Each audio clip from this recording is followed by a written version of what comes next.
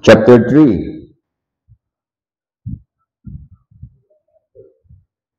verse 19. Verse 19, wala palang 19. 18. Sumubura eh. Verse 18. 2 Peter chapter 3, verse number 18. Nakita niyo naman po din. Basahin po natin. Ready? Read. But grow in grace and in the knowledge of our Lord and Savior Jesus Christ. To Him be glory both now and forever. Amen. Okay, tayo po yung manalangin. Heavenly Father, we thank you so much for the reading of your words tonight.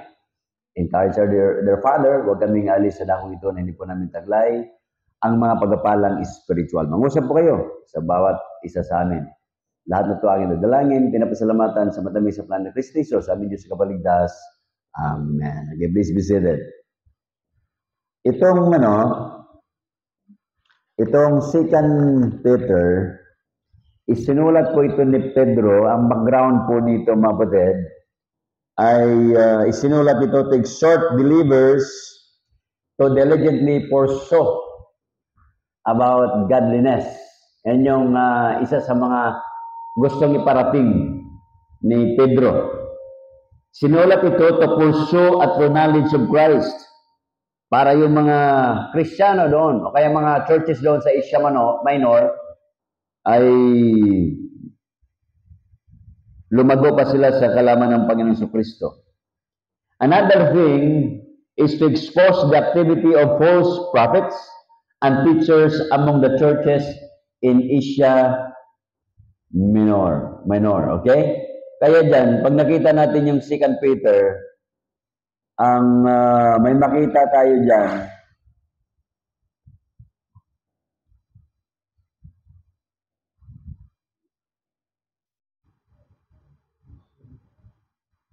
sabi sa verse 16, as also in all his epistles, speaking in them of things in which are some things hard to be understood, which they that are unlearned and unstable rest, as they also the other scriptures unto their own destructions.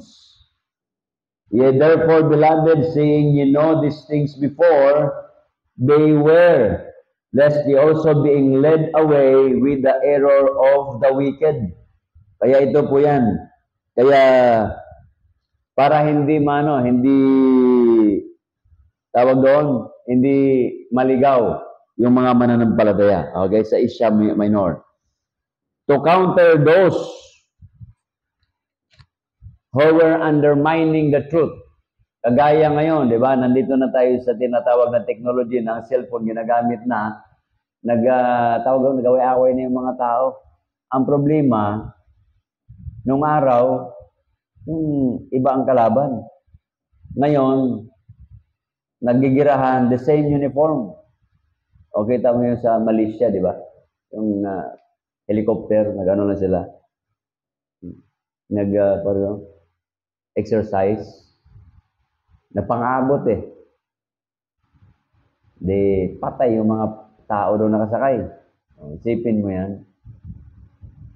Siguro, inisip ko na lang sa init siguro ng klima ba. Kasi diyan sa junction, nakita nyo, sa junction, yung nagtatawag, anong tawag yan? Porter? Barker. Tatawag. Brother Emil, junction.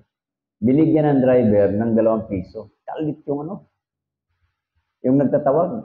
Binato niya eh. Yung bato. Sabi ko sa init talaga ng panahon, ayaw na tumanggap ng tao. Kasi sabi niya, pambihira. Nainitan ako, nagsisigaw ako, 2 piso lang ibigay mo. Oo nga naman. Tapos makita naman, napuno yung jeep eh. Siguro ganun, okay? Ano pa mga ang background ng 2 Peter? To warn them, to beware of being led away with the error of the unprincipled men, mga bulaang propeta, mga tao na magagaling mag-sell stock, mga tao na magaling mag-usap. Alam nyo, yung mundo napapahamak dahil sa magagaling magsalita. Half of the world ay muntik-muntik ka nang masira dahil sa isang taong magaling magsalita. Do you know that person? Hitler. Sipin mo, Hitler, ang galing niya. Salita yan. Muntik-muntik ka na, kalahati ng mundo. Second World War eh. Si Pol Pot, magaling din magsalita. Napaka-low profile. Yung mga mayayaman, iniipon niya, yung mga edukado, kamulat-mulatan, pinagpapatay niya. Sipin mo yan. Magaling magsalita. Kaya mahirap yun. May mga dalaga, mag-iingat kayo sa mga galing magsalita. Delikado kayo. Intindihin niyo yung puso. Ha? Hindi yung bibig. At pag-aralan.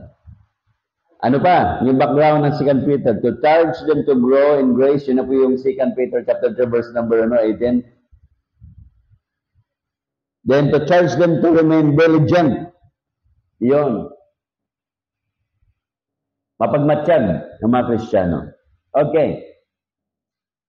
Ngayon, ang message natin is all about how to grow in knowledge. Okay? Pero may mga may mga bagay na naghihinder para lumago. Para ba ganito? Tayo ay gusto nating kumuha ng bulaklak, tama? But you cannot do anything with the flower. What you can do with the flower ay didiligan mo yan. Didiligan mo siya. Pero yung pabungahin mo siya, hindi mo kaya pabungahin yan. There are things that we cannot do by ourselves. Yung mga nako, wala akong magawa dyan. Ang gagawin ko lang, i-guide yan. Dahil yun ang sabi ng Panginoon. Train up a child in a way he should go. Yung nyug, wala kang magawa dyan. Pasundin mo yan sa gusto mo, hindi susunod sa iyo yan. Okay? Hindi sunod yan. Kaya marami mga bagay, mga kapatid, na hindrances, ano ho? So, ano yun? Kadalasan alam natin is disobedience.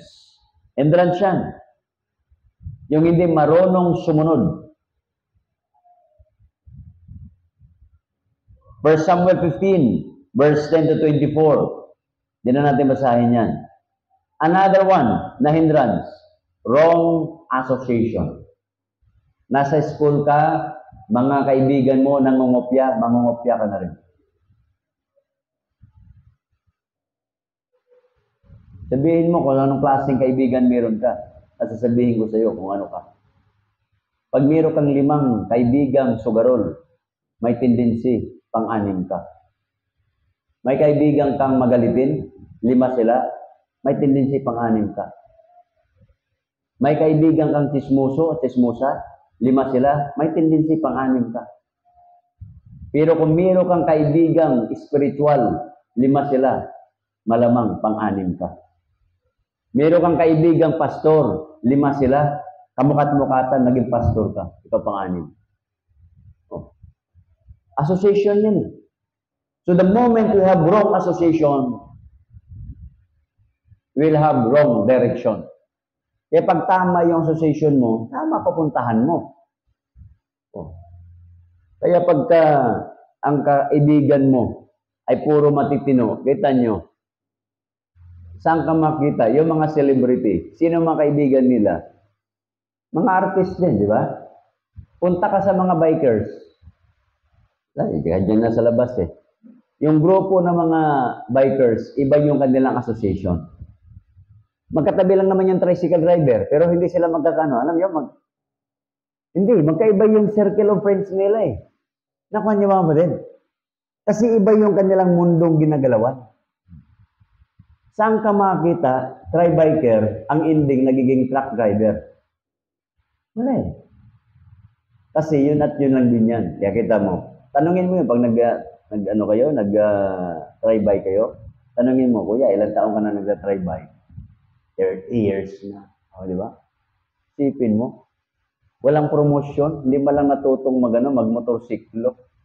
Hindi ba lang natutong mag-tricycle? O kaya mag-4 wheels? Kasi yun lang din yung kanyang association. So the moment you have wrong association, you have wrong friends, you have danger. Delikado ka. Okay? Yun po yung 2 Peter chapter 2 verse number 20. Tingnan natin ha. 2 Peter chapter 2 verse number 20. Ano sabi diyan?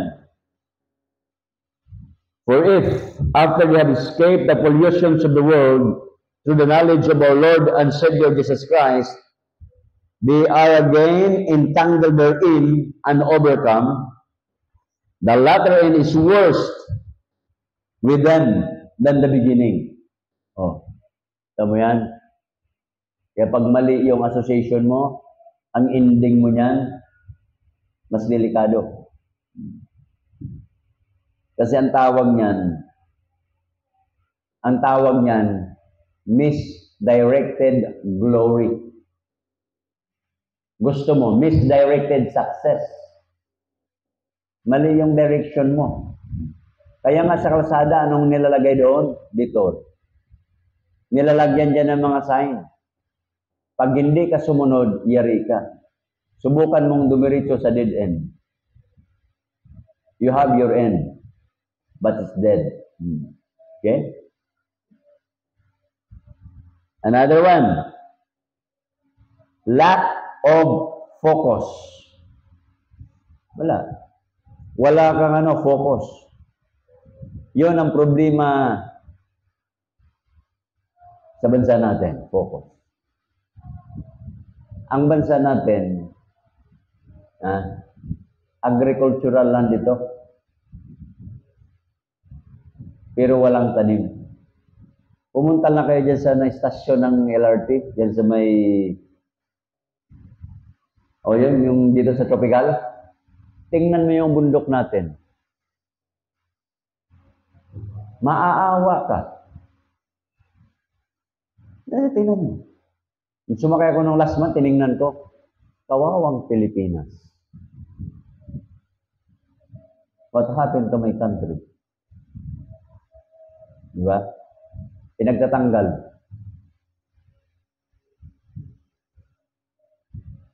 Kaya minsan tama yung kanta niya nun, Freddy Aguilar ba yun? Masdan mo ang iyong kalpaliberan. Wala ka bang napapansin? So may napapansin tayo. Yung mga ilog na dati-rati, pinaliliguan, ngayon puro basura na. Yung bundok na marami. Nung araw naman kasi, pag pumunta ka sa bundok, asin lang talaga ang dalhin mo at saka apoy. May itak ka, buhay ka. Bakit? Makahuli ka ng bayawak. Sa gubat, ang dami. Ngayon, kahit butigi sa gubat, wala na eh. Sawa, ang dami sawa ngayon, wala na eh. Yung mga wildcat, ang dami. Unggoy, nung araw, ang dami. Ngayon, wala na. Nasa syudad na. Okay? Wrong focus. Kaya mga batid, dapat ang focus natin, yung meron kang achievement. Okay? Next. Yun, ito, magaling to. Yung hindrances sa pag-grow natin, complacency. Okay na ako. Ayos na ako. Masaya na ako dito. Diba yung okay ka na? Okay na ako. Okay na yan. Yun ang masakala. Okay na yan. Ang bihir. Alam mo yung naggawa ng bahay? Konti lang naman yung diferensya. Okay na yan. Pagdating sa dulo, 1 foot pa lang diferensya. Yung ka-okay-okay na yan, delikado. Kita mo yung building na to. Tabingi. Kasi okay na yan. Diba? Tabingi. Okay na yan. Sabi ko, blagyan nyo ng tangsi. Di, okay na yan. Konting diferensya equals malaki. Kita mo, tabingi.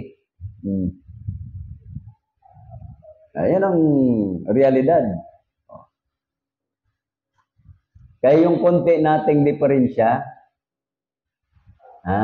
sa buhay natin, konting panalangin, konting paglilingkod, ang daming backslider. Meron akong kaibigan na Kristiyano, magaling kumanta. Nagano siya ng kanta, sumulat. Nang dahil sa konting panalangin. Sumikat yun, nang dahil sa konting panalangin. Kinakanta ko yun. Nang dahil sa konting panalangin. Kamukat-mukatan, naging realidad sa buhay niya. Backslider siya. Kaya tinigil ko ng kumanta. Dahil sa kunting panalangin. Gusto nyo, ibigay ko sa inyo yung lyrics? Sa YouTube yata yun eh. Dahil sa kunting panalangin. Ano pa mga kapatid? Complacency.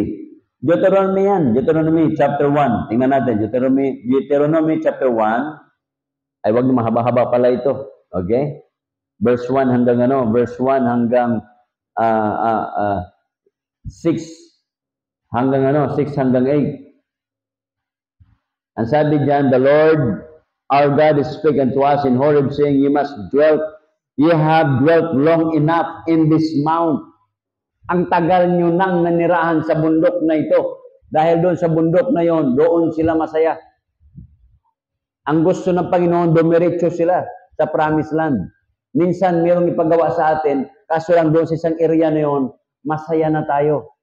Ganun po ang nangyari dito. Kaya sabi ng Panginoon, turn you and take your journey and go to the Mount of the Amorites and unto all the places nigh thereunto, in the plain, in the hills, in the vale, in the south, and by the seaside, to the land of the Canaanites, unto Lebanon, unto the great river, unto Euphrates. Behold, I have set the land before you. Go in and possess the land which the Lord sware unto your fathers Abraham, Isaac, and Jacob, to give unto them and to their seed after them. Kaya hindi sila makarating-rating sa promised land kasi nga andoon, masaya na sila doon. Minsan, ayaw na natin, ano ba? Alam yung, okay na yan.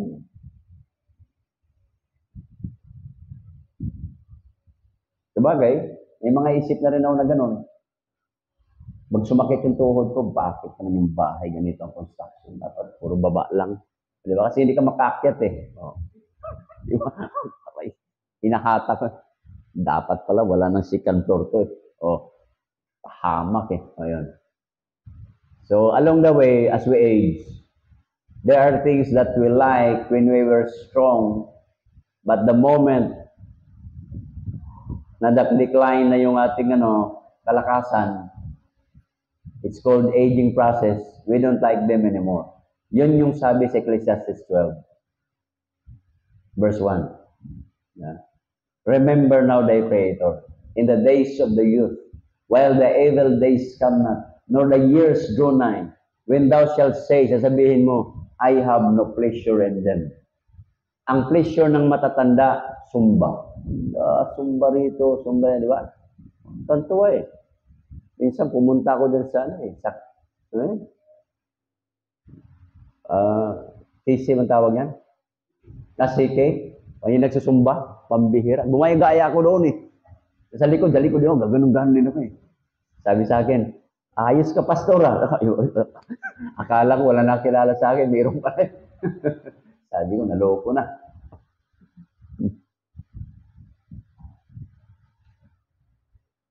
So, mature. Dito tayo mga batid. Dito yun yung mga hindrances kanina. So, ano naman gagawin natin? Kasi nga, kung balikan natin yung 2 Peter, balikan natin. Chapter 3, verse number 18. Ang sabi dyan, grow in grace and in the knowledge of our Lord Jesus Christ. So, how to mature in knowledge? Paano? How to mature? So, lahat tayo dito, we want something na mag-grow tayo. Because number 1, mga kapatid, growth is important. We grow naturally. You cannot force a seed to grow overnight. And you cannot force a baby to be in a college right there. Hindi pwede. Kinakailangan may stages yan along the way.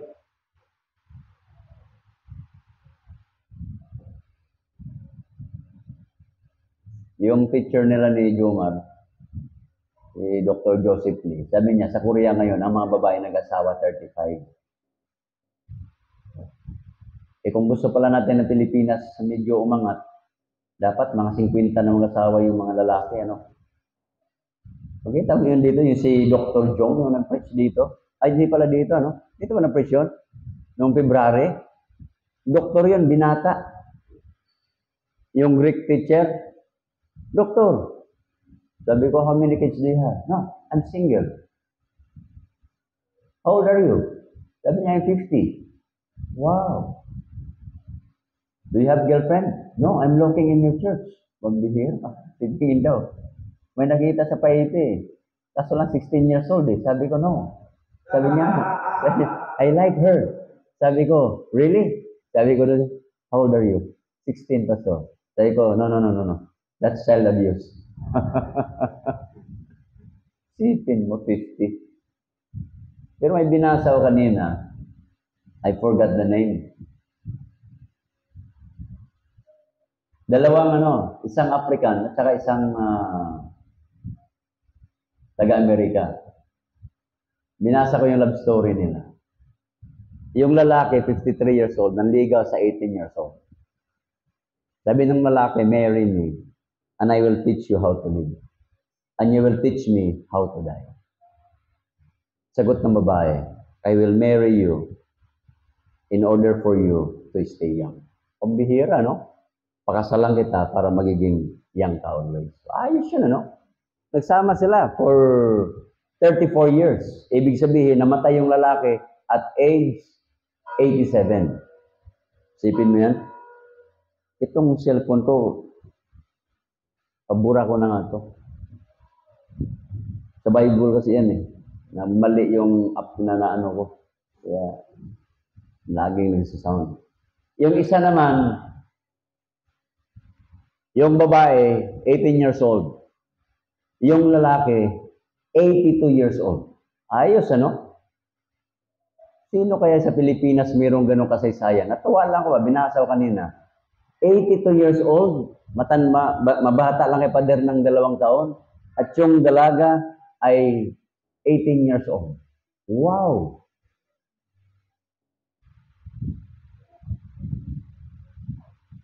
Meron kaya dyan sa Pilipinas? Maghanap nga kayo ng love story na yan sa Pilipinas. 82 at saka 18. Ay, sulat natin.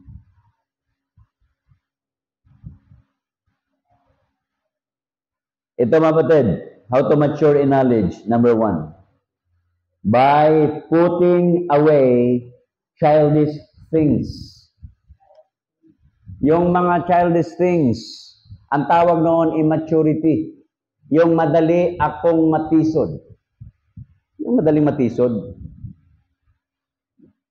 Alam niyo ba, yung mga klase ko sa Bible School, membro ni Atty. Arias sa Project 8, sabagay yung pastor nagmumura, di ba? Isipin mo yung mga classmate ko, pag yan sila ay nag-aaway, talagang grabe. Mas matindi pa doon sa kanto. Lalayo ako, sasabihin, putang ina mo, Brad. Sabi ko, delikado ito. Isipin mo yan, ganun sila magsalita. Oh. Ngayon, ayoko namang gagawin nyo dito yan. Nakuha nyo nga, kapatid? Kasi hindi naman ako nagmumura. Pag nagmumura kayo, may pagkalalagyan kayo sa akin kasi hindi ako nagmumura. Kahit nga napik ko na ako sa kalsada, hindi ako nagmumura eh. Nakuha nyo ba yun? So, wag natin gawin gano'n. Kasi nasa Bible pa rin, let your light so shine before men. Okay? Meron ngayong kagit-gitan ko eh. Pagbaba ko eh, napaka-relax ko eh. Ang unang tanong ko sa niya, Ma'am, are you okay? Okay ka lang ba? Ma'am, okay ka lang ba? Tapos, ang matindi dito, kasi siya, yung tensionado, Ma'am, relax. Take a deep breath. Huminga ka. Sinunod naman niya. Alam niyo yung pag niya, pagbaba, napatawa siya sa akin eh. O, para bang nagiging yung funny moments yung nangyari. So sa halip na mag-usap kami doon sa gitgitan, sabi ko sa kanya, sorry mama, sorry din, medyo mainit din ulo ko. So okay na, wala na. Tapos ang usapan. Pero kung daanin mo, siga-siga ka bababa, sigaw-sigawan mo yung tao, ano mangyari sa inyo? Nagkaroon ka ng kaaway sa kalye. Okay? Yan ang mahirap dyan. So ito mga kapatid by putting away childish things. 1 Corinthians, tinan niyo mga Bible niyo. 1 Corinthians 13, verse 11. When I was a child, I speak as a child. I understood as a child. I thought as a child. But when I became a man, I put away childish things. Kaya, yung pagka-childish natin, mga kapatid, sabi natin, sa Biblia, wala ka word na makita na natisod ako. Natisod ako sa iyo, bad eh. Okay? Pero normal naman yan na ma-open mo yung katabi mo. Normal yan. Karamihan yan yung tisod na sa mga yung people. Eh. Kasi yung people, yung nagka-crush-crush, nag-aagawa ng crush. Para ba yung nandito lang yung wala ng Kristiyano sa labas. Marami. Yung panahon namin, ganoon din eh. Nagtatalo-talo kami, Bible student, 8 kami. Paano? Isa lang yung crush namin doon sa Cebu. Matay kasi kami na ng Cebu, yung Congress. Yung leader namin, yun ang crush namin. Ay, 8 kami, mga Bible student. Sulat pa nung araw, walang text eh. Kaya pag sumulat ako, hindi ko ipakita. Pag sumulat sila, hindi na pakita. Yung pala, isang babae lang pala yun. Biira, no? Nagkaalaman lang kami na yung babae, kinasal na. Leader namin. Sabi niya, pambihira si ganito ah. Hindi ko na sabihin yung pangalan. Sipin mo yan. So kami nagkakainitan dahil doon. So ano yun? Yung people yun. The same. Kung nangyari nung kapanahonan ko, yung people, the same. Nangyayari dito. Kaso lang ang amin, sa iba, wala sa loob ng simbahan. Na hindi nga namin nabisita eh. Okay? So ito mga kapatid, childish things. Hindi ka nakamayan, huwag ka matisod. Hindi ka binati ng birthday mo. Hindi nakapost yung mukha mo. Doon sa group chat natin. Tisod ako eh. Daw binati. Kaya nga hindi ako bumabati sa inyo eh. Kahit sino mga Kristiyano. Kahit pastor ng birthday. Personal lang. Pero yung sa pangkalahatan, mag-message ako doon. Kaya nga, pagka, yung tawag doon, ayoko yung kakain tayo sa labas, tapos may selfie, kumakain tayo, ipopost nyo. Kasi may message ako, daya mo, pastor, bakit siya lang, sila lang? Pambihira, ako na ngayon nilibre. Ako pa yung may nakuha nyo ba yun? Ang feeling, ako yung nanlibre sa kanila. Hindi. Kaya umiiwas ako pagka kainan, tapos isi-selfie. Kasama ko doon. Kasi may message, daya mo, pastor, mukhang hindi mo kami mahal. Masyado kang bias. Kita mo, problemado tuloy ako. Kaya gusto ko lang yun, pagka marami, okay lang yun sa akin. Pero pag mga ilan-ilan lang, 2, 3, 4, parang kargo ko yung mundo pagka nilagay niyo social media. Kasi may mga tao nag-message sa akin. Kahit nga pastor, halimbawa lang, may 2 pastor, nagkakape kami. Selfie tayo, Brad. Yung kasama ko yata to eh. Saka si, yung kami sa Panga, may selfie, Pino. Nagkape lang naman tayo noon, Art, di ba? Message ka sa akin, grabe ka ng pasubong, hindi ka magyaya eh. Dapat tayo din, mag-day tayo. Kita mo yan. Hindi, isipin mo yung simpleng bagay na yan, malaki na pala yun sa iba. Kaya hindi ako naglalagay ng mga ganun sa account ko eh. Ano yan? Childish things yan. Okay? Ano ba? By craving for more understanding. Unawain mo yung katabi mo. Unawain mo yung pamilya mo. Unawain natin yung mga kapwa Kristiyano natin. Magkakaiba po ang pag-uugali ng bawat isa. Magkakaiba ang level of education na meron tayo. Level of patience, magkakaiba tayo. Merong iba pikunin. Merong iba madaling matisod. Merong iba dyan matampuhin. May kanya-kanya tayo eh. Ang problema lang ako, hindi ako matampuhin. At hindi ako palaaway. So dapat ganun din kayo. Mas gusto ko yung idea ni Pastor Tan. Sabi ni Pasultan, saktan mo ako, ano pakialam ko? Di ba? Okay na yan. Palipasin mo na lang. Mas gusto ko yung ugali ganun. Nasaktan mo ako, palipasin ko. Pag inisip ko yung sakit,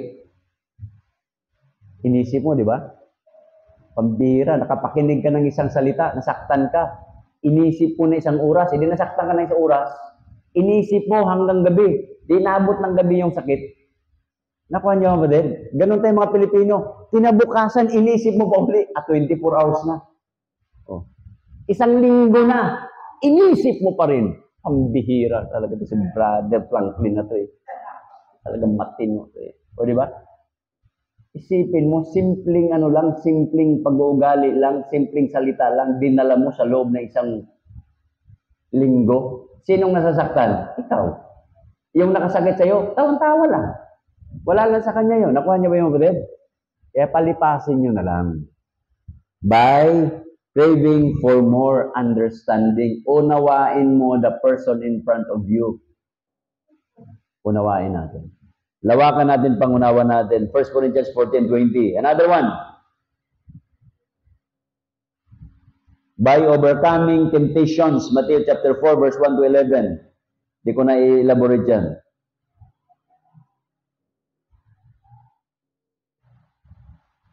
By striving, another one, by striving after the fullness of Christ. Ephesians 4:13. So mag-strive tayo mga kapatid.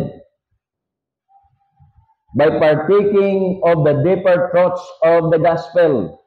Yung laliman natin, yung ating alam sa Biblia. Malalim.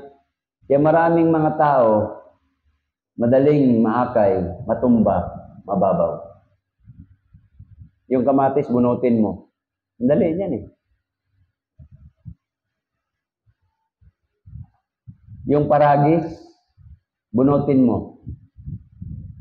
Yung talong, bunutin mo. Madaling mabunot yan. Kamatis, madaling mabunot yan. Yung paragis, bunutin mo. Nakabunot na ba yan ng paragis? Ang hirap bunutin yan. Yung paragis na damo, ang hirap bunutin yan. Gaganon lang yan, no? Pag ginawakan mo ganon, akala mo madali. Hindi ho, ganon din yung kanyang ano.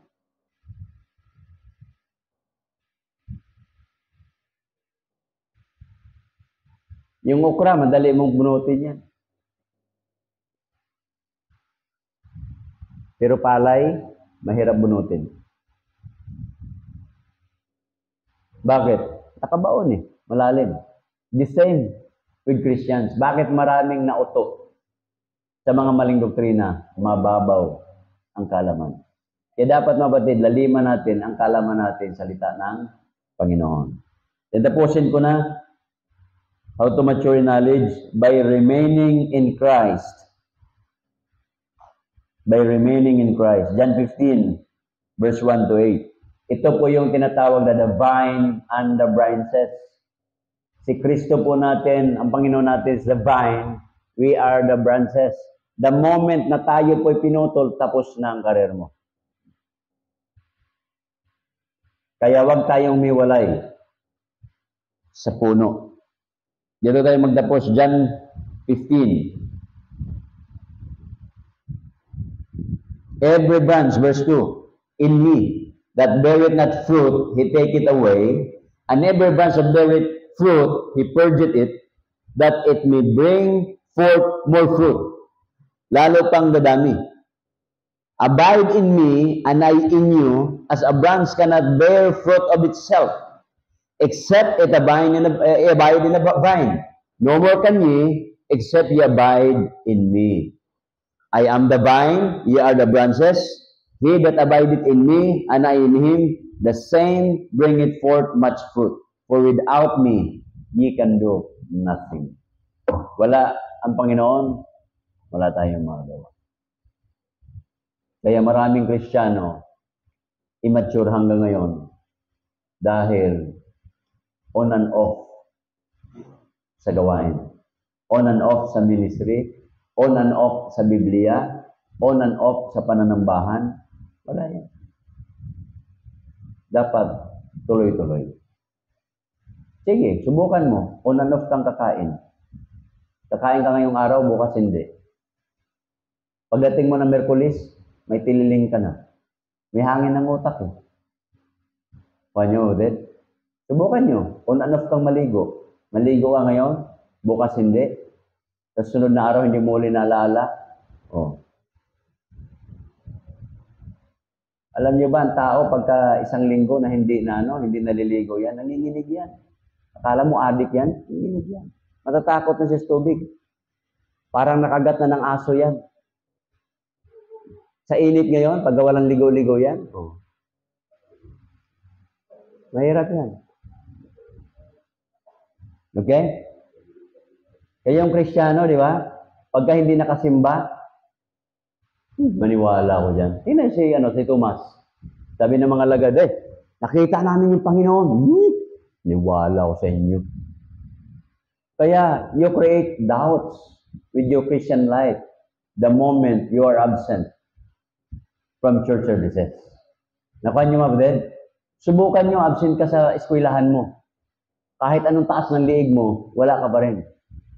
Mangungopya ka. Okay lang yun, may solusyon, mangopya. Dito sa loob ng simbahan, hindi ka pwede mangopya. You cannot copy spirituality. You cannot copy godliness because it's you. Tumayo tayo manalangin. Heavenly Father, we thank you so much. As we part ways tonight, with these truths, Apostle Peter tried to teach the churches in Asia Minor to grow in knowledge. The same story right now.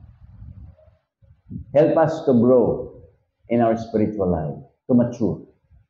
We cannot force ourselves to mature because it is a natural process. Wala pong shortcut para lumago kami. Faith cometh by hearing, and hearing, and hearing by the words of God.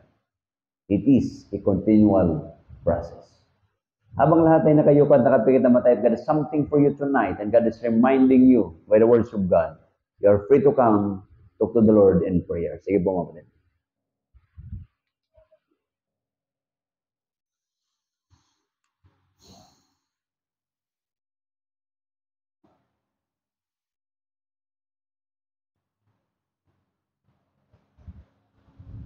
Father, thank you for your reminders. We pray, and I pray, na bawat isang mananampalataya mature enough to face temptation, to handle situations,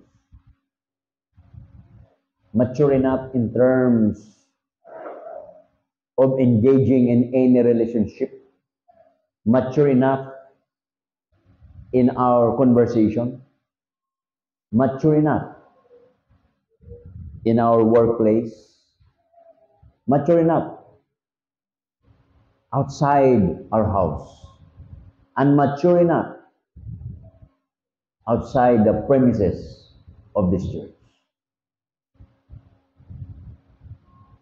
Keep us away, O Father, from any harm. Provide our needs and make us a channel of blessing to others. Let's sing, sighs, and pray in the name of our Lord Jesus Christ. Amen. God bless us all.